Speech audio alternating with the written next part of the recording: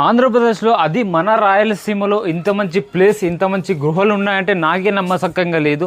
మీరు కనుక కడప, కర్నూలు, అనంతపూర్, నంద్యాల ఇట్లా మన రాయలసీమ వాసి అయి ఉంటే, ఈ ప్లేస్ చూడలేకుంటే జల్దీ ఇప్పుడే పోయి చూసేయండి. ఇప్పుడు కాదులేండి, రాత్రి అయిపోయింది, పొద్దున్నే వెళ్ళండి. అది కూడా ఫ్యామిలీతో పాటు వెళ్ళండి. ఫ్యామిలీతో పాటు విజిట్ చేసే ప్లేస్ ఇది.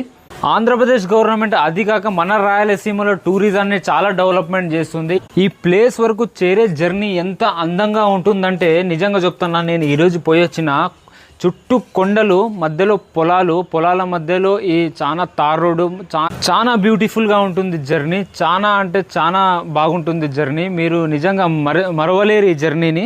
మన రాయలసీమలో ఉందంటే మనకే తెలియదు. ఎందుకంటే నేను చూసిన అక్కడికి వెళ్ళి తెలంగాణ ఇట్లా వేరే అంటే రాష్ట్రాల నుంచి చాలా మంది ఇక్కడికి విజిట్ చేస్తున్నారు. మనం లోకల్ ఉండి మనకే తెలియదు ఇది. ఇప్పుడు జూలై నడుస్తుంది, చాలా బ్యూటిఫుల్గా ఉంటుంది ఈ జర్నీ.